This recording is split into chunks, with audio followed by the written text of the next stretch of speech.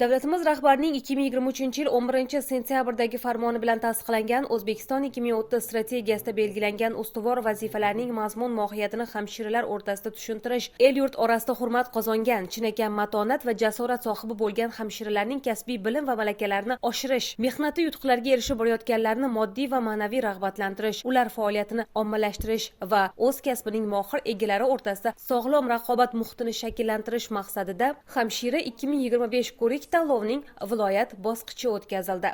An'anaviy tarzda o'tkazib kelinayotgan mazkur tanlovda hududlar miqyosida o'tkazilgan bellashuvlardan saralangan 19 nafar hamshiraning sohaga oid maqsadli tuzilgan klinik imtihon va amaliy bilimlari hamda ijtimoiy-siyosiy savodxonligi tezkor savol-javoblar asosida sinovdan o'tkazildi. Tanlov yakuniga ko'ra Respublika shoshilinch tibbiy yordam ilmiy markazi Andijon filiali hamshirasi Hamidova Gavharoy 1, Andijon viloyat travmatologiya ortopediya shifoxonasi hamshirasi Esonova Irodaxon 2, Respublika tez tibbiy yordam ilmiy amaliy tibbiyot markazi Andijon filiali hamshirasi Xolboy va Sadoqat 3-o'rinni egalladi. Amaliyot bosqichida 55 ball bilan yuqori o'rinda olib 1-o'ringa chiqdim.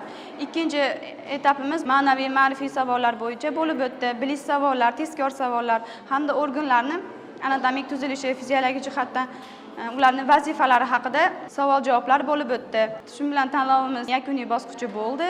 Yakuniy bosqichida 155 ball bilan mutlaq g'olibasi bo'ldim. G'olib va ishtirokchilarga tashkilotchilarning faxriyorlik hamda qimmatbaho esdalik sovg'alari topshirildi.